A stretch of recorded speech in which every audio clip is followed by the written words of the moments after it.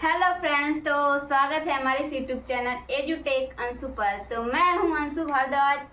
आज इस वीडियो में लेकर आए हैं स्त्री जनन तंत्र, फीमेल रिप्रोडक्टिव सिस्टम। तो आज इस वीडियो में हम फीमेल रिप्रोडक्टिव सिस्टम के बारे में पढ़ेंगे, तो लास्ट तक बने रहिएगा इस वीडियो में, ठीक है।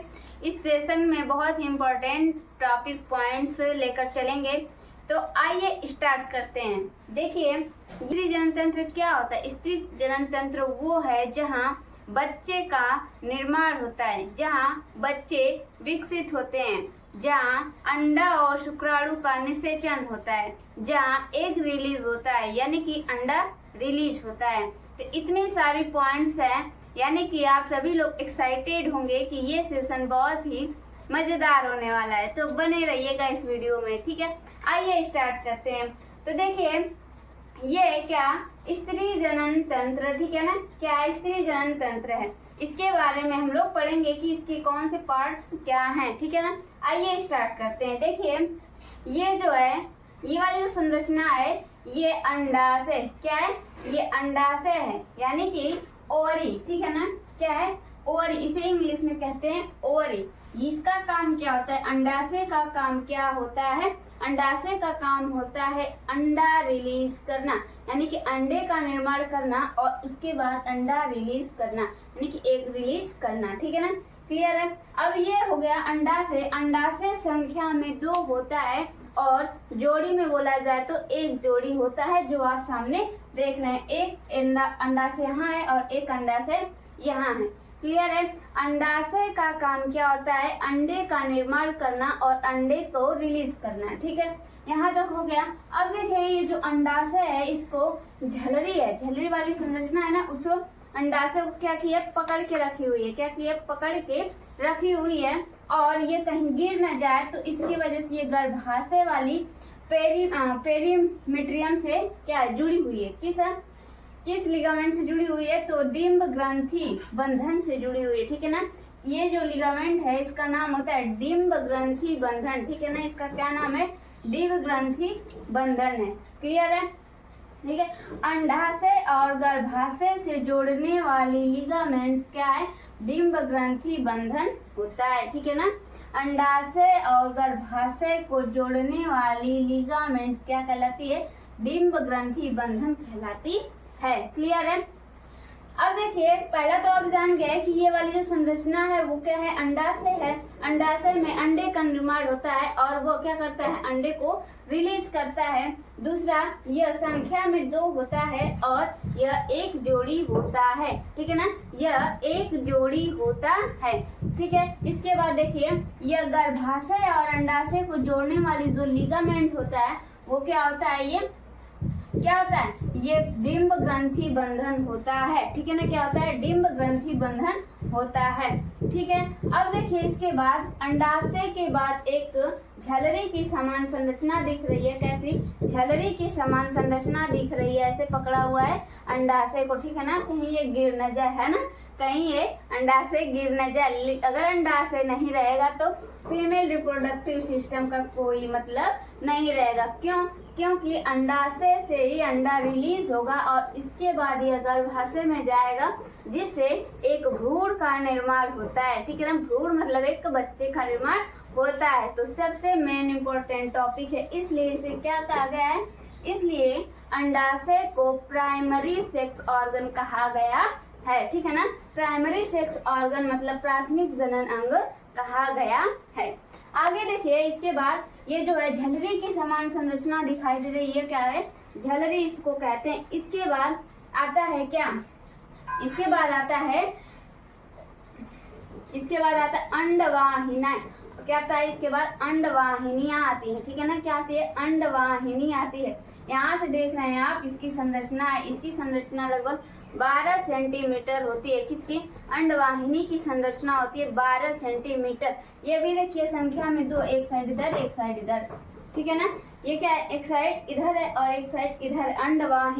अंडवाहिनी की क्या होती है, अंडवाहिनी की जो लंबाई होती है वो 12 सेंटीमीटर होती है। अब देखिए, ये अंडवाहिनी की जो पार्ट्स होते हैं, यानी कि अंडवाहिनी भी 3 भाग में बटे होते हैं। कितने, 3 भाग में बटे होते हैं। एक ये है, चलिए देखिए, एक ये है और एक ये है, ठीक है ना। यानी कि पहला है एम्पुला, जो क्या है, जिसे कहते हैं तुम्बिका। क्या कहते हैं? तुम्बिका, यानी कि फूली हुई संरचना है। देखिए यहाँ पर थोड़ा सा फूली हुई संरचना है, इसलिए ये क्या है, तुम्बिका है, ठीक है ना। क्या है? तुम्बिका है। ये अंडवाहिकियां है, समझना, ठीक है ना। ये क्या, अंडा को ले जाने वाली वाहिकाएं हैं, ठीक है ना। अंडा को ले जाने वाली क्या है, वाहिकाएं हैं। अब इसके बाद देखिए फैलोपियन ट्यूब, इसका दूसरा पार्ट होता है, वो क्या है, फैलोपियन ट्यूब होता है, ठीक है ना। फैलोपियन ट्यूब में ही निषेचन संपन्न होता है, अर्थात अंडाणु और शुक्राणु फ्यूज होते हैं, ठीक है ना। अंडाणु और शुक्राणु क्या होते हैं, फ्यूज होते हैं, यानी कि वहीं जाकर के निषेचित होते हैं। क्वेश्चन आता है कि अंडाणु और शुक्राणु कहाँ मिलते हैं, कहाँ निषेचित होते हैं, अर्थात सीधी सीधी बात है कि निषेचन कहाँ संपन्न होता है। तो निषेचन संपन्न होता है फैलोपियन ट्यूब में, ठीक है ना। कहाँ होता है, फैलोपियन ट्यूब में निषेचन संपन्न होता है। अब ये आ गया स्थेमस, ठीक है ना। इसका तीसरा पार्ट होता है स्थेमस, ठीक है। यहाँ तक समझ आ गया। पहला देखिए, पहला तो अंडाशय, अंडाशय से अंडा रिलीज होगा तो उसको पकड़ करके ले जाने वाला कौन होगा, झलरी। झलरी के बाद आता है कीपक, यानी कीपक किसे कहते हैं, कीप जैसी संरचना होती है उसे क्या कहते हैं, कीपक कहते हैं, ठीक है ना। कीप जैसी संरचना होती है उसे कीपक कहते हैं। आगे देखिए, इसके बाद आ जाते हैं हम लोग, पहले तो अंडाशय पढ़े, इसके बाद क्या पढ़े, अंडवाहिनियां पढ़े, ठीक है। इसके बाद आ जाइए गर्भाशय में, ठीक है ना, जहाँ पर बच्चे का निर्माण होता है, जहाँ बच्चा विकसित होता है, ठीक है ना। गर्भाशय, जिसे इंग्लिश में कहते हैं यूटेरस। क्या कहते हैं, इंग्लिश में इसे कहते हैं यूटेरस, ठीक है। इसके 3 परत होते हैं, कितने, 3 परत होते हैं। पहला होता है इंडोमेट्रियम, ठीक है ना। क्या होता है, इंडोमेट्रियम। दूसरा होता है मायोमेट्रियम। क्या होता है, मायोमेट्रियम। और तीसरा जो होता है वो क्या होता है, पेरीमेट्रियम। क्या होता है, पेरीमेट्रियम होता है, ठीक है, पेरीमेट्रियम होता है। क्लियर है। पहला होता है गर्भाशय की 3 परत होते हैं। पहला जो अंदर वाला पार्ट है कुछ इस तरीके से रिंग टाइप दिख रहा है, ठीक है ना, स्प्रिंग टाइप दिख रहा है, वो क्या है, हमारा एंडोमेट्रियम है। सबसे अंदर वाली परत जो होती है उसे अंतःस्तर गर्भाशय कहते हैं, ठीक है ना। वो क्या होता है, जो सबसे अंदर वाली परत होती है उसे एंडोमेट्रियम वॉल कहते हैं, ठीक है ना। दूसरा होता है, ये जो बीच वाली होती है, बीच वाली जो मांसपेशी टाइप दिख रही है वो क्या होती है, मायोमेट्रियम होता है, ठीक है ना। क्या होता है, मायोमेट्रियम होता है। अब देखिए लास्ट वाली जो होती है, लास्ट वाली जो परत होती है उसे कहते हैं पेरीमेट्रियम, ठीक है ना। जो सबसे लास्ट वाली परत होती है, बाहरी वाली परत होती है, उसे क्या कहते हैं, पेरीमेट्रियम कहते हैं, ठीक है ना। अब यहाँ पर देखिए सबसे इम्पोर्टेंट बात क्या है, जो इंडोमेट्रियम वॉल होता है उसी के टूटने से क्या होता है, पीरियड्स आते हैं, ठीक है ना। क्या आते हैं, पीरियड्स आते हैं, यानी कि मासिक चक्र आते हैं, ठीक है। अब ये है योनि, वजाइना है, ठीक है ना। क्या है, योनि है, वजाइना है। ये क्या होता है, यह बच्चे के जन्म का मार्ग होता है, ठीक है ना। यह क्या होता है, बच्चे के जन्म का मार्ग होता है। कौन, योनि क्या होता है, बच्चे के जन्म का मार्ग होता है और यह बाहरी जननांग से जोड़ता है, ठीक है ना। बाहरी अंगों से क्या करता है, जोड़ता है, ठीक है। अब यह क्या करता है, योनि बाहरी अंगों से जोड़ता है और दूसरा काम क्या हो गया, यह बच्चे के जन्म का मार्ग होता है। क्लियर है। अब यहाँ पर देखिए, अब इसके बाद आ गया ग्रीवा। यहाँ पर गर्भाशय के बाद आता है ग्रीवा के बाद आता है योनि, ठीक है ना। ग्रीवा क्या करता है, गर्भाशय और योनि को जोड़ने का काम करता है, ठीक है ना। क्या करता है, गर्भाशय और योनि को जोड़ने का काम करता है। कौन, ग्रीवा। इसे कहते हैं सर्विक्स, ठीक है ना। क्या कहते हैं, सर्विक्स कहते हैं इंग्लिश। यहाँ पर देख लीजिए,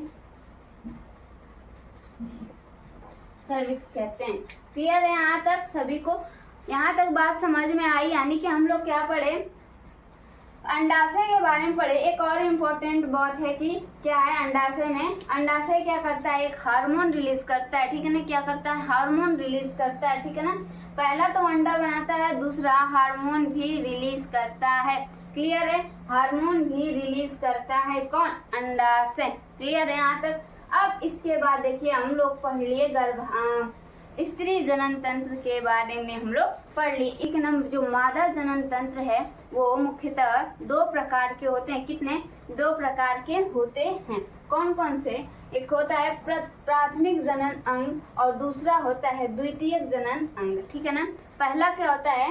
प्राथमिक जनन अंग यानी कि प्राइमरी रिप्रोडक्टिव ऑर्गन या फिर कह सकते हैं प्राइमरी सेक्स ऑर्गन। ठीक है। दूसरा सेकेंडरी सेक्स ऑर्गन जिसे हिंदी में कहते हैं द्वितीयक जनन अंग। ठीक है। मादा जनन तंत्र 2 प्रकार का होता है, प्राथमिक जनन अंग और द्वितीयक जनन अंग होता है। अब इसके बाद देखिए प्राथमिक जनन अंग में कौन आएगा? प्राथमिक जनन अंग में अंडाशय आता है। हम पहले ही बताए हैं कि ये जो प्राथमिक जनन अंग है वो क्या है? अंडाशय है। क्यों? क्योंकि इसमें अंडा का निर्माण होता है और यह क्या करता है? अंडे को रिलीज करता है और हार्मोन भी बनाता है। ठीक है ना। इस फीमेल हार्मोन भी ये बनाता है कौन? अंडाशय। अब इसके बाद देखिए जो प्राथमिक जनन अंग में तो आ गया अंडाशय। अंडाशय में अंडा का निर्माण होगा और हार्मोन का भी निर्माण करेगा। ठीक है। अब इसके बाद आ जाइए द्वितीयक जनन अंग में यानी कि सेकेंडरी सेक्स ऑर्गन में आ जाइए। अब देखिए सेकेंडरी सेक्स ऑर्गन कौन कौन से होते हैं? इसमें आ जाएंगे सहायक जनन अंग, सहायक ग्रंथियां और बाह्य जननेंद्रियां। ठीक है ना। क्या होते हैं? बाह्य जननेंद्रियां भी होती हैं। अब देखिए इसमें सहायक जनन अंग में कौन कौन से आ जाएंगे? ठीक है ना। सहायक जनन अंग में देखिए अंडवाहिनियां आ जाएंगी। अंडवाहिनियां के 3 पार्ट होते हैं बताए हैं। पहला है एम्पुला, दूसरा है फैलोपियन ट्यूब, तीसरा है स्थेमस। ठीक है ना। जो फैलोपियन ट्यूब होता है उसमें निषेचन संपन्न होता है। ठीक है। अब इसके बाद आ जाइए योनि, जो दूसरा पार्ट है वो क्या है? योनि। योनि क्या है? बच्चे के जन्म का मार्ग होता है और वह बाह्य अंगों को जोड़ता है यानी कि बाहरी अंगों को क्या करता है? जोड़े रखता है। अब इसके बाद देखिए गर्भाशय। गर्भाशय जो होता है जहाँ पर भ्रूण विकसित होता है, जहाँ पर बच्चे का निर्माण होता है। ठीक है। अब इसके बाद देखिए इसके 3 पार्ट होते हैं, 3 परत होते हैं। कितने? 3 परत होते हैं। कौन कौन से? पेरीमीट्रियम जो बाहरी वाली परत होती है, उसके बाद जो बीच वाली परत होती है उसे कहते हैं मायोमीट्रियम और जो अंदर वाली परत होती है उसे कहते हैं एंडोमीट्रियम। ठीक है। जिसके टूटने से क्या होता है? जिसके टूटने से क्या होता है मेरे प्यारे बच्चों? क्या होता है? इसके टूटने से पीरियड्स आते हैं। ठीक है।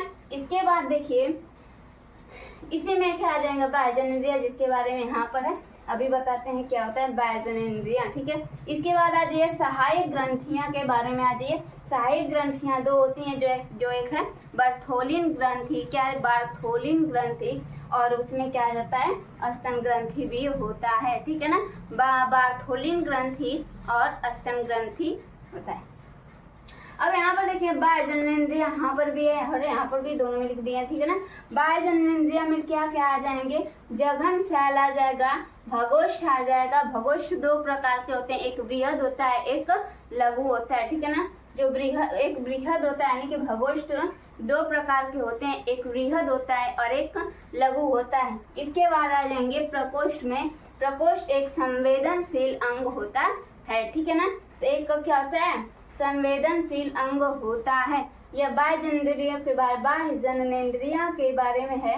यह 3 होते हैं मुख्यतः। कितने होते हैं? 3 होते हैं। पहला जघन शैल, जो जहाँ पर बहुत ज्यादा मात्रा में क्या होता है? फैट स्टोर होता है। ठीक है ना। क्या होता है? फैट स्टोर होता है। दूसरा भगोष्ठ। भगोष्ठ भी 2 प्रकार के होते हैं, पहला बृहद भगोष्ठ और दूसरा लघु भगोष्ठ। ठीक है। तीसरा हो गया प्रकोष्ठ। प्रकोष्ठ क्या है? एक संवेदनशील अंग होता है। क्लियर है। अब देखिए तीसरा क्या? एक संवेदनशील अंग होता है। हो गया। अब देखिए यहाँ पर एक जाते जाते एक क्वेश्चन देकर जा रही हूँ, उसे आएगा तो कमेंट में जरूर बताइएगा कि क्या है, हार्मोन की क्या नाम है। ठीक है ना। क्या है? फीमेल हार्मोन के क्या नाम है, ये क्वेश्चन है।